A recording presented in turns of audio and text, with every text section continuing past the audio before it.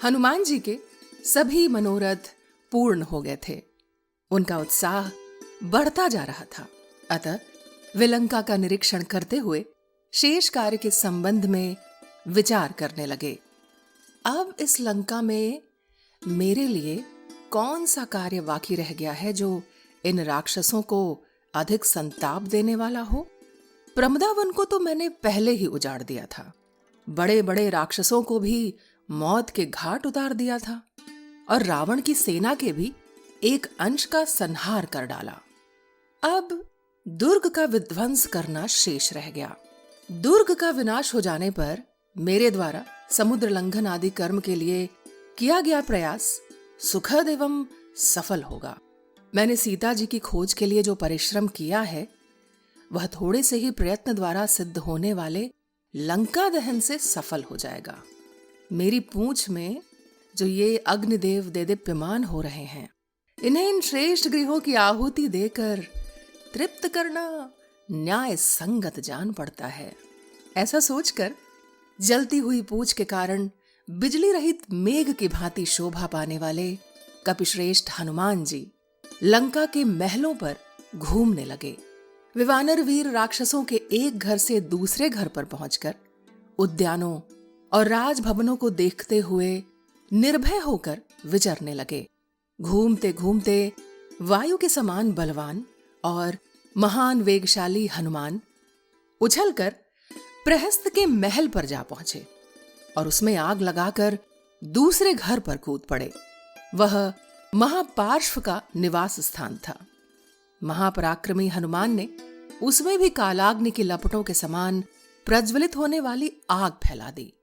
तत्पश्चात वे महातेजस्वी महाकपि क्रमशः वज्रद्रंष्ट, शुक और बुद्धिमान सारण के घरों पर कूदे और उनमें आग लगाकर आगे बढ़ गए। इसके बाद वानर यूथपति हनुमान ने इंद्र विजयी मेघनाथ का घर जलाया, फिर जंबुमाली और सुमाली के घरों को फूंक दिया। तदनंतर रश्मिकेतु, सूर्यशत्रु, हस्वकर्ण, द्रंष्ट, राक्षस रोमश, रणोन्मत्त, ध्वजग्रीव, भयानक, विद्युजिह्व, हस्तिमुख, कराल, विशाल, शोणिताक्ष, कुंभकर्ण, मकराक्ष, नरांतक, कुंभ, दुरात्मा निकुंभ, यज्ञ शत्रु और ब्रह्म शत्रु आदि राक्षसों के घरों में जा जाकर उन्होंने आग लगाई। उस समय महातेजस्वी कपिश्रेष्ठ हनुमान ने केवल विभीषण का घर छोड़कर अन्य सब घरों में क्रमशः पहुंचकर उन सब में आग लगा दी। महायशस्वी कपिकुंजर पवन कुमार ने विभिन्न बहुमूल्य भवनों में जा जाकर समृद्धशाली राक्षसों के घरों की सारी संपत्ति जलाकर भस्म कर डाली। सबके घरों को लांघते हुए शोभाशाली पराक्रमी हनुमान राक्षस राज रावण के महल पर जा पहुंचे।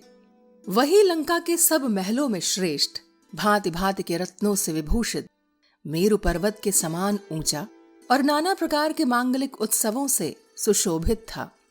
अपनी पूंछ के अग्रभाग में प्रतिष्ठित हुई प्रज्वलित अग्नि को उस महल में छोड़कर वीरवर हनुमान प्रलय काल के मेघ की भांति भयानक गर्जना करने लगे। हवा का सहारा पाकर वह प्रबल आग बड़े वेग से बढ़ने लगी और कालाग्नि के समान प्रज्वलित हो उठी। वायु उस प्रज्वलित अग्नि को सभी घरों में फैलाने लगी। सोने की खिड़कियों से सुशोभित, मोती और मणियों द्वारा निर्मित तथा रत्नों से विभूषित ऊंचे ऊंचे प्रासाद एवं सतमहले भवन फट फट कर पृथ्वी पर गिरने लगे। वे गिरते हुए भवन पुण्य का क्षय होने पर आकाश से नीचे गिरने वाले सिद्धों के घरों के समान जान पड़ते थे। उस समय राक्षस अपने अपने घरों को बचाने, उनकी आग बुझाने के लिए इधर उधर दौड़ने लगे। उनका उत्साह जाता रहा और उनकी श्री नष्ट हो गई थी। उन सब का तुमुल आर्तनाद चारों ओर गूंजने लगा। वे कहते थे, हाय, यह वानर के रूप में साक्षात अग्नि देवता ही आ पहुंचा है। कितनी ही स्त्रियां गोद में बच्चे लिए सहसा क्रंदन करती हुई नीचे गिर पड़ी। कुछ राक्षसियों के सारे अंग आग की लपेट में आ गए। वे बाल बिखेरे अट्टालिकाओं से नीचे गिर पड़ीं। गिरते समय वे आकाश में स्थित मेघों से गिरने वाली बिजलियों के समान प्रकाशित होती थीं। हनुमान जी ने देखा जलते हुए घरों से हीरा, मूंगा, नीलम, मोती तथा सोने चांदी आदि विचित्र विचित्र धातुओं की राशि पिघल पिघल कर बही जा रही है। जैसे आग सूखे काठ और तिनकों को जलाने से कभी तृप्त नहीं होती, उसी प्रकार हनुमान बड़े बड़े राक्षसों के वध करने से तनिक भी तृप्त नहीं होते थे और हनुमान जी के मारे हुए राक्षसों को अपनी गोद में धारण करने से इस वसुंधरा का भी जी नहीं भरता था। जैसे भगवान रुद्र ने पूर्व काल में त्रिपुर को दग्ध किया था, उसी प्रकार वेगशाली वानर वीर महात्मा हनुमान जी ने लंकापुरी को जला दिया। तत्पश्चात लंकापुरी के पर्वत शिखर पर आग लगी। वहां अग्निदेव का बड़ा भयानक पराक्रम प्रकट हुआ। वेगशाली हनुमान जी की लगाई हुई वह आग चारों ओर अपने ज्वाला मंडल को फैलाकर बड़े जोर से प्रज्वलित हो उठी। हवा का सहारा पाकर वह आग इतनी बढ़ गई कि उसका रूप प्रलयकालीन अग्नि के समान दिखाई देने लगा। उसकी ऊंची लपटें मानो स्वर्गलोक का स्पर्श कर रही थीं। लंका के भवनों में लगी हुई उस आग की ज्वाला में धूम का नाम भी नहीं था। राक्षसों के शरीर रूपी घी की आहुति पाकर उसकी ज्वालाएं उत्तरोत्तर बढ़ रही थीं। समूची लंकापुरी को अपनी लपटों में लपेटकर फैली हुई वह प्रचंड आग करोड़ों सूर्यों के समान प्रज्वलित हो रही थी। मकानों और पर्वतों के फटने आदि से होने वाले नाना प्रकार के धड़ाकों के शब्द बिजली की कड़क को भी मात करते थे। उस समय वह विशाल अग्नि ब्रह्मांड को फोड़ती हुई सी प्रकाशित हो रही थी। वहां धरती से आकाश तक फैली हुई अत्यंत बढ़ी चढ़ी आग की प्रभा बड़ी तीखी प्रतीत होती थी। उसकी लपटें टेसू के फूल की भांति लाल दिखाई देती थीं। नीचे से जिनका संबंध टूट गया था, वे आकाश में फैली हुई धूम पंक्तियां नील कमल के समान रंग वाले मेघों की भांति प्रकाशित हो रही थीं। प्राणियों के समुदाय, गृह और वृक्षों सहित समस्त लंकापुरी को सहसा दग्ध हुई देख बड़े बड़े राक्षस झुंड के झुंड एकत्र हो गए और वे सब के सब परस्पर इस प्रकार कहने लगे, यह देवताओं का राजा वज्रधारी इंद्र अथवा साक्षात यमराज तो नहीं है? वरुण, वायु, रुद्र, अग्नि, सूर्य, कुबेर या चंद्रमा में से तो कोई नहीं है। यह वानर नहीं, साक्षात काल ही है। क्या संपूर्ण जगत के पितामह चतुर्मुख ब्रह्मा जी का प्रचंड कोप ही वानर का रूप धारण करके राक्षसों का संहार करने के लिए यहाँ उपस्थित हुआ है? अथवा भगवान विष्णु का महान तेज जो अचिंत्य, अव्यक्त, अनंत और अद्वितीय है, अपनी माया से वानर का शरीर ग्रहण करके राक्षसों के विनाश के लिए तो इस समय नहीं आया है। इस प्रकार घोड़े, हाथी, रथ, पशु पक्षी, वृक्ष तथा कितने ही राक्षसों सहित लंकापुरी सहसा दग्ध हो गई। वहां के निवासी दीन भाव से तुमुल नाद करते हुए फूट फूट कर रोने लगे। वे बोले, हाय रे, हमारे सब पुण्य नष्ट हो गए।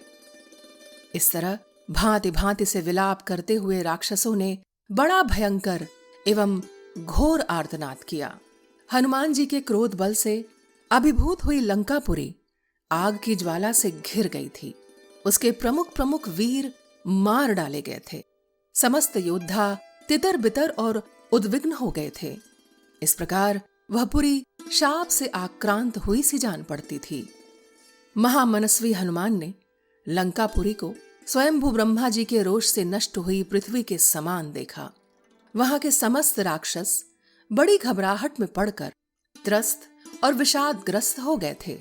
अत्यंत प्रज्वलित ज्वालामालाओं से अलंकृत अग्निदेव ने उस पर अपनी छाप लगा दी थी। पवन कुमार वानरवीर हनुमान जी उत्तमोत्तम वृक्षों से भरे हुए वन को उजाड़ कर युद्ध में बड़े बड़े राक्षसों को मारकर तथा सुंदर महलों से सुशोभित लंकापुरी को जलाकर शांत हो गए।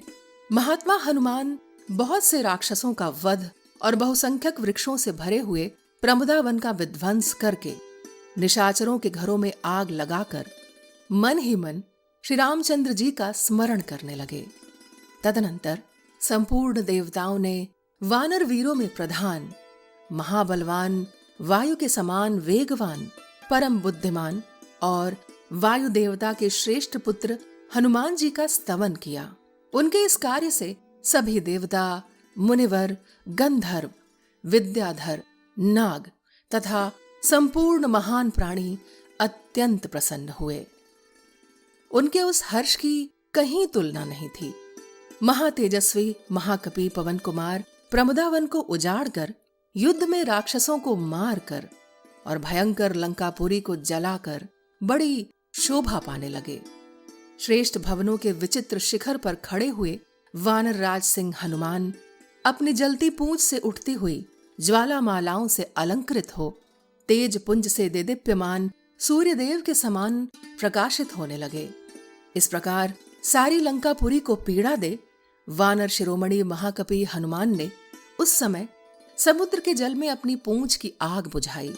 तत्पश्चात लंकापुरी को दग्ध हुई देख देवता, गंधर्व, सिद्ध और महर्षि बड़े विस्मित हुए। उस समय वानर श्रेष्ठ महाकपि हनुमान को देख ये कालाग्नि है ऐसा मानकर समस्त प्राणी भय से थर्रा उठे। इस प्रकार श्री वाल्मीकि निर्मित आर्ष रामायण आदि काव्य के सुंदर कांड में 54वां सर्ग पूर्ण हुआ।